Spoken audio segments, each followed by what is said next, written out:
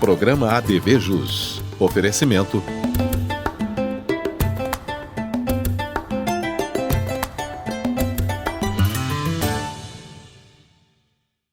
Olá amigos, iniciando mais um ADV Jus TV. Muito obrigado da companhia de sempre, aqui na TV RP Canal 9 da NET, nas redes sociais, Face, Instagram, LinkedIn e também em nosso site, advjus.net.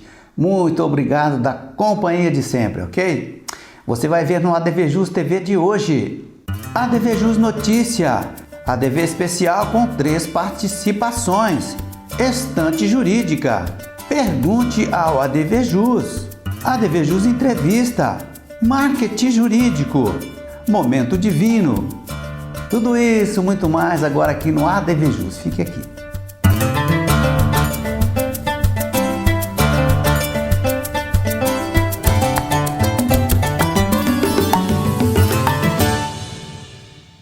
Legal, iniciando o nosso ADV Jus TV de hoje. Iniciamos com uma notícia um tanto preocupante. Olha só o que está acontecendo. O Judiciário de São Paulo mandou soltar mais de 8.400 presos devido à Covid-19. Como medida preventiva, contra a Covid, o Judiciário Paulista mandou soltar 8.437 presos em 9 meses, para ser mais exato, Os dados foram publicados pela Secretaria de Administração Penitenciária do Governo de São Paulo, na plataforma Painel Covid-19 no website do Tribunal de Contas do Estado de São Paulo. Quem tiver alguma dúvida é só ir lá consultar. Daqui da minha ótica, o que eu posso dizer é assim, seria interessante que ao mesmo tempo que se solte presos, que se soltem quem está lá na prisão, também aumentasse o nível de segurança para a população. O que vocês acham? Sequência do nosso ADV Jus TV, agora nós vamos falar de ADV especial, Direito Notarial e Registral, com o competente Wendel Salomão. Veja aí. Olá meus amigos do ADV Jus, como vão? Hoje vou falar da venda de coisa comum indivisível. Para início, temos que considerar o artigo 504 do Código Civil. Não pode um condômino em coisa indivisível vender a sua parte a estranhas, se outro consorte a quiser tanto por tanto. O condômino a quem não se der conhecimento da venda poderá, depositando o preço, haver para si a parte vendida a estranhos, se o requerer no prazo de 180 dias, sob pena de decadência. No parágrafo único, sendo muitos, os condôminos preferirá o que tiver benfeitorias de maior valor, e na falta de benfeitorias, o de quinhão maior. Se as partes forem iguais, haverão a parte vendida aos coproprietários que o quiserem, depositando previamente o preço.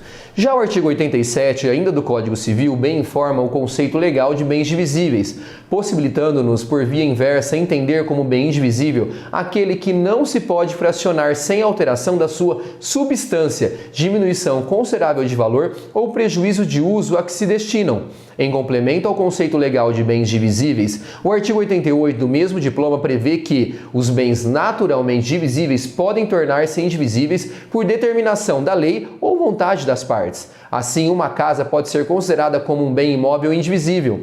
Em destaque ao 504 ainda, aos bens imóveis rurais, devemos ter em mente que se há condomínio, mas este é passível de divisão, respeitando o parcelamento mínimo das frações de áreas superiores ao módulo rural da região. No mesmo sentido, também são as lições aos bens imóveis urbanos. No mais, o artigo 504 estipula o direito de preferência do condômino de bem imóvel, indivisível somente quando preterido por terceiro estranho ao condomínio. Por fim, a venda e compra de parte ideal de coisa comum indivisível a terceiro estranho, sem oportunizar o coproprietário a aquisição nas mesmas condições ofertadas, não invalida o negócio jurídico. Apenas o torna ineficaz perante o condômino que desconhece o ato. No que se refere à atuação do notário frente ao 504, a evidência de seu dever de transparência e fornecimento de informações, as partes podem optar pela lavratura do ato, a lavratura da venda e compra, com prévia orientação e conhecimento das partes sobre tudo o que ali se dispõe, dele fazendo constar de forma expressa na escritura pública a ciência das partes do artigo 504 do Código Civil.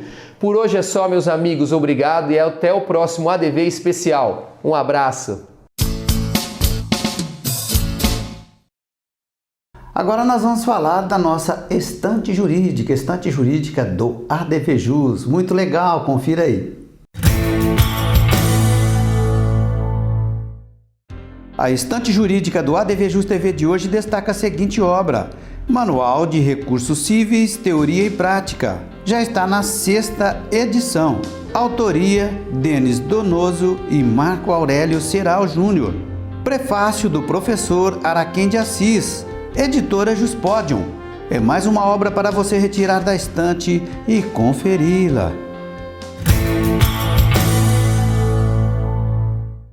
Sequência do nosso programa, mais um ADV especial. Nós vamos falar de direito condominial com o Dr. Márcio Espímpolo. Veja só que pauta interessante.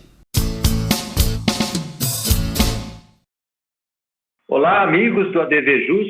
Hoje no quadro Direito Condominial, nós vamos falar um pouquinho sobre uma nova lei que promete ter uma influência muito grande dentro dos condomínios.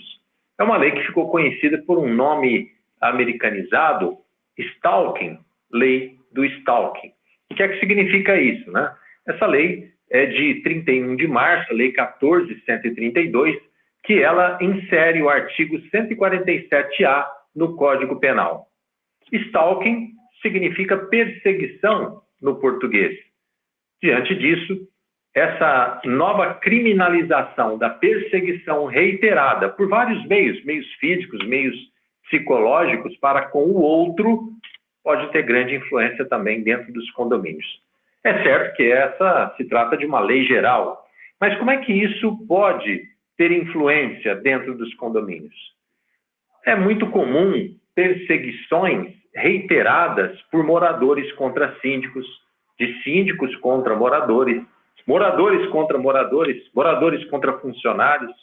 Então a perseguição ela está sempre presente dentro dos condomínios, seja fisicamente, presencialmente, seja através de grupos de WhatsApp, ou talvez e-mails, telefone, interfone, de todas as formas, existe essa perseguição.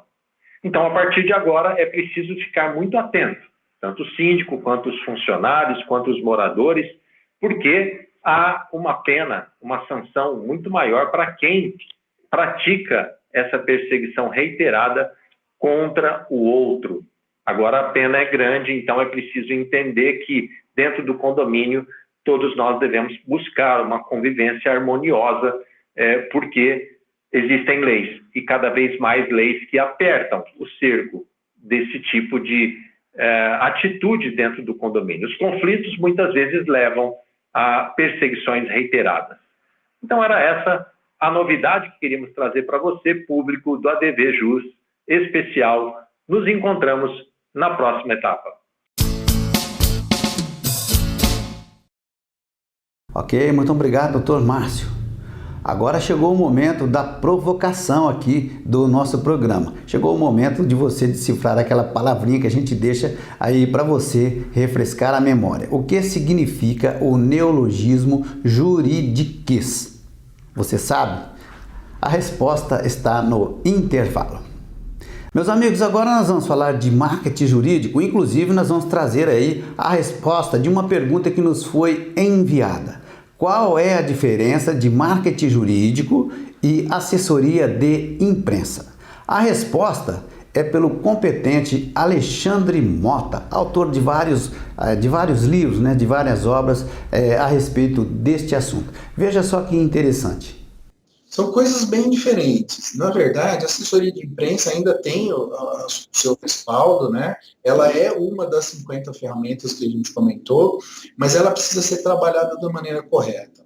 É muito comum o advogado cavar um espaço, né? Às vezes contratar uma assessoria, cavar um espaço em uma mídia grande, e ele só faz isso, ele só aparece numa mídia grande.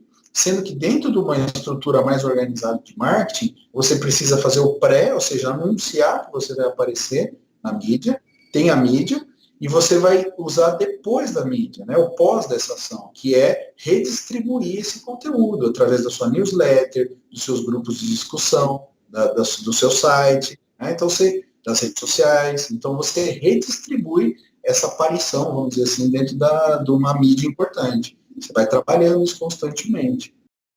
Legal, muito obrigado. Agora sim, nós vamos fazer aquele intervalinho. Você sabe, é curtinho. Voltamos já já.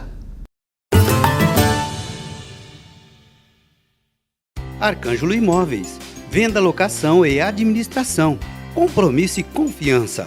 Arcângelo Imóveis.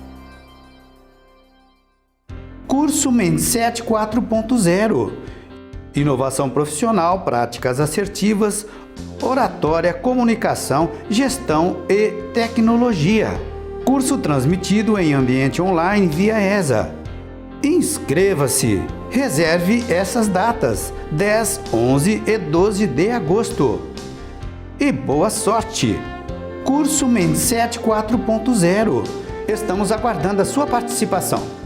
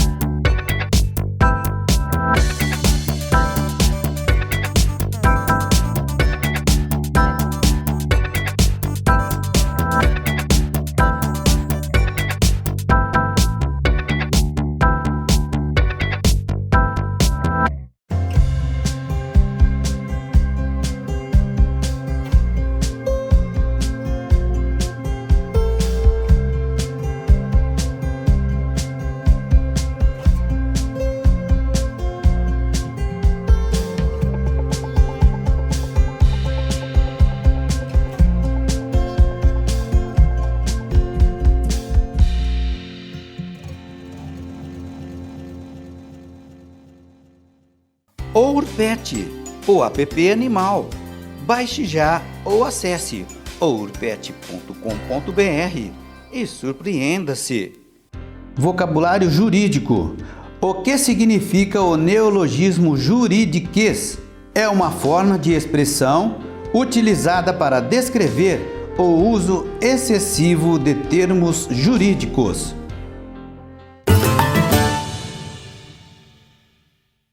Legal, iniciando o segundo bloco do nosso programa de hoje. Vamos falar mais uma vez de ADV especial, Prática Processual Penal, com o Dr. José Ricardo Romão. Interessantíssimo, veja.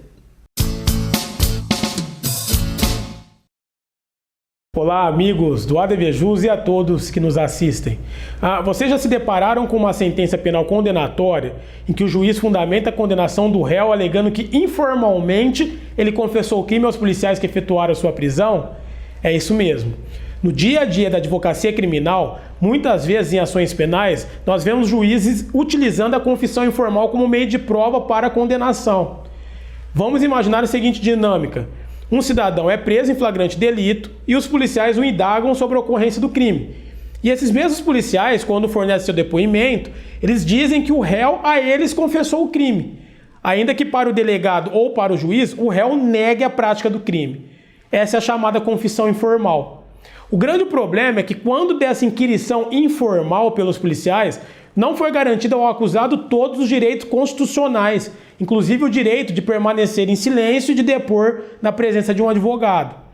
Assim, toda a confissão, para ser válida, deve ser formal, isto é, observar todas as diretrizes elencadas no Código de Processo Penal e compatibilizadas com as garantias constitucionais, de modo que qualquer confissão que não seja feita com plena liberdade e autonomia do réu e ciência acerca de seus direitos deve ser tida como ilícita. O registro de uma confissão informal pode até valer como elemento de convicção para o Ministério Público oferecer sua denúncia, mas jamais a confissão informal pode ser usada como elemento de condenação, pois afronta o devido processo legal. Portanto, qualquer confissão informal não tem qualquer valor como prova. Na prática processual penal, se o juiz utilizar como fundamento de condenação a confissão informal, é dever do advogado pedir a nulidade dessa decisão. Agradecido pela sua atenção, até o nosso próximo encontro aqui no ADV Especial. Ok, muito obrigado, Dr. José Ricardo Romão. Meus amigos, agora nós vamos exibir para você um trechinho de uma entrevista que fizemos já há algum tempo com a doutora Daniela Caspani Garieri. E na oportunidade, nós indagamos a respeito de como funciona, a união estável das pessoas que são maiores de 70 anos. Muito esclarecedora, confira. Nessa situação, tá, de idosos acima de 70 anos, se eles passarem a viver em união estável, vai se aplicar a eles, seja em ou mesmo casamento ou em união estável, o regime da separação obrigatória de bens. Tá? Então, ela é obrigatória, não é aquele regime da separação em que as pessoas vão no cartório e fazem o pacto antinupcial, só para esclarecer para os leigos. Tá? Neste regime da separação obrigatória de bens, tá? Este cônjuge ou companheiro, tá? Como o próprio nome diz, a separação é total. Tá? Existe, tá, uma discussão se porventura este casal adquirir bens de maneira onerosa, ou seja, a título de compra e venda, durante esta união estável, se haverá a comunhão, ou seja, a comunhão para efeitos de casamento, de partilha. Tá? Considerando a conjuntura atual, eu entendo que sim. Então, assim, num eventual divórcio desse idoso, se discutiria a meação e a comunicação desse patrimônio entre eles, do adquirido onerosamente. Agora, numa hipótese de falecimento, tá? Eles não são herdeiros. Tá? Isso numa situação deles concorrerem com filhos. Tá? Então, numa situação em que esse idoso falece, deixando descendentes, tá? Este novo cônjuge ou este novo companheiro não concorre. Ou seja, quem vai ser o único herdeiro? O filho. Eventualmente, vai se discutir meação, que é por conta do efeito do casamento ou da união estável, da meação deste companheiro ou deste cônjuge, tá? De bens adquiridos, volto a dizer, onerosamente durante esse relacionamento. É mesmo a melhor forma, né, o melhor caminho para uma sucessão mais tranquila é o caminho do planejamento, doutora? Sem dúvida alguma. Eu até recentemente fiz algumas lives, escrevi alguns textos sobre planejamento e, sem dúvida alguma, o planejar, ele é muito mais bem sucedido do que a gente deixar a sucessão natural, né? Deixar a transmissão do patrimônio e da nossa vontade decorrer naturalmente e após a morte. Te digo isso porque eu estava tratando até com uma cliente recentemente que a mãe foi acometida, descobriu uma doença grave, enfim, terminal. E ela me ligou dizendo o seguinte: olha, eu deixo as coisas como estão ou me organizo, né, para já fazer a transferência. E quando você faz o planejamento, você consegue tanto diminuir a questão dos custos, em muitos casos, né, mas mais do que diminuir a questão do impacto tributário, de todos os custos que existem em virtude de uma sucessão, você garante que essa transmissão de patrimônio, ela se dê na forma pela qual o sucessor, né, idealizou. Né? Então, muitas vezes, eu tenho um desejo de transmissão de patrimônio que não se coaduna nem com a realidade jurídica, porque às vezes eu estou numa ilusão de que no regime de bens que eu vivo, a sucessão se dará daquela forma, ou muitas vezes eu ignoro a própria vontade dos herdeiros, né? Que muitas vezes não é igual à minha, né? Então, planejar, eu sempre digo que traz um custo tanto financeiro quanto de pessoal, de vínculos afetivos, infinitamente menor, né? A gente consegue organizar as situações. E aí, a organização desse patrimônio, a gente tem N leques de opções, né? Hoje. Legal, muito obrigado. Olha, algumas pessoas publicam, outros colegas comentam. Afinal, existe ativismo dentro do judiciário, mais especificamente lá em nível superior, nos tribunais? A resposta é dada aí, né, a reflexão, melhor dizendo, é do Dr. Ives Gandra Martins Filho, uma matéria que extraímos aí de uma publicação na internet, mas vale a pena conferir aí a opinião do Dr. Ives Gandra Filho. Confira. E sigo muito as lições do ministro Moreira Alves, para mim, um dos maiores ministros que o Supremo Tribunal Federal já teve. E ele insistia muito que o Poder Judiciário ele pode ser legislador negativo,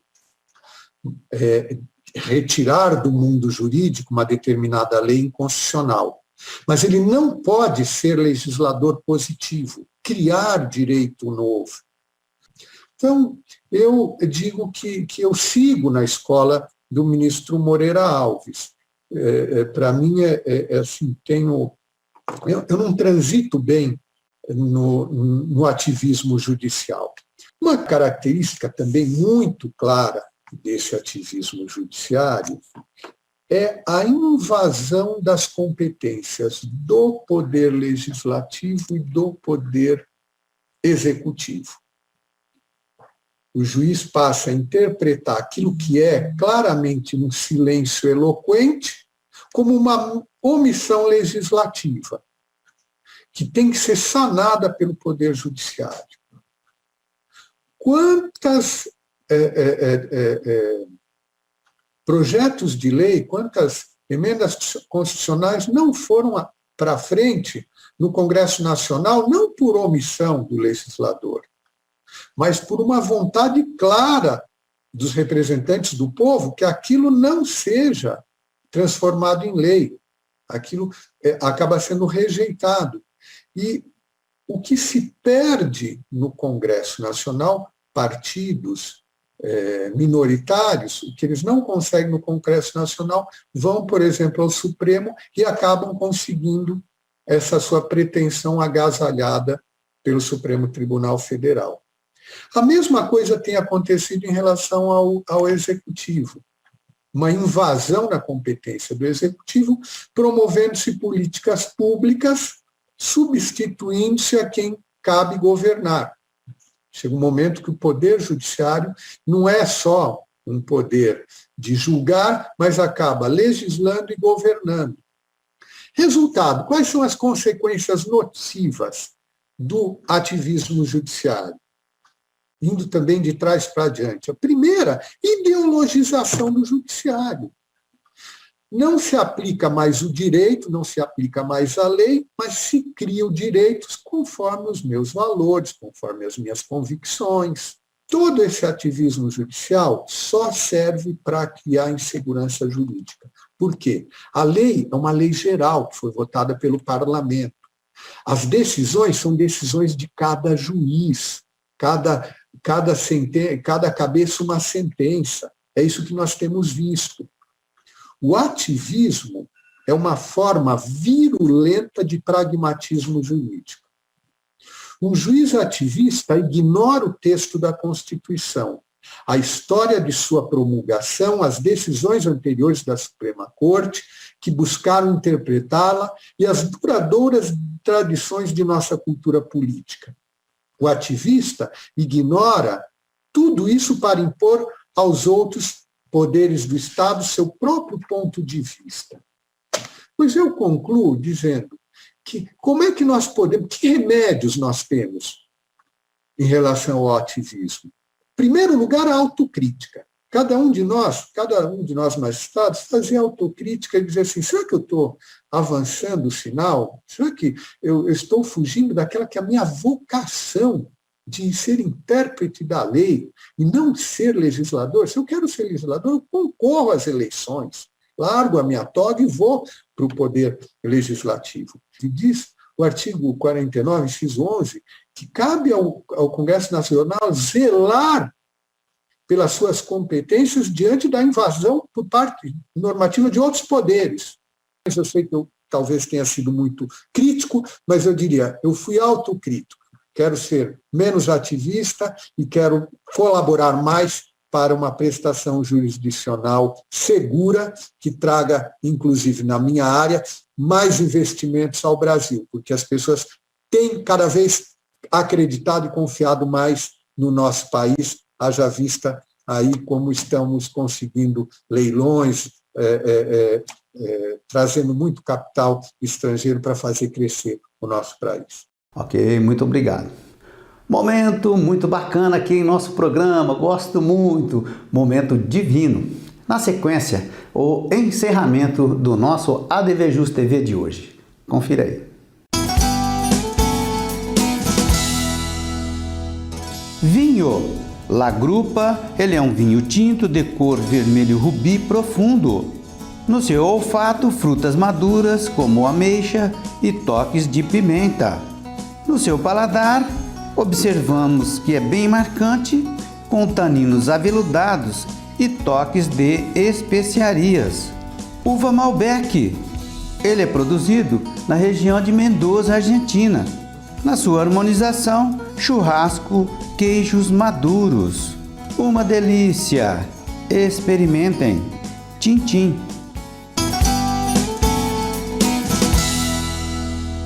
Legal, finalzinho de mais um ADVJus TV. Muito obrigado da companhia, ok? Da companhia de sempre.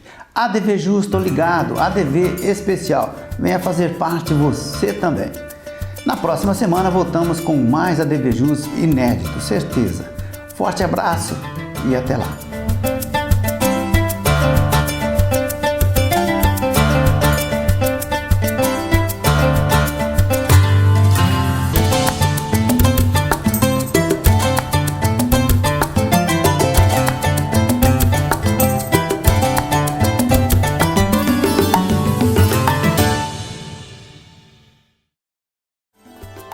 Programa ADVJus. Oferecimento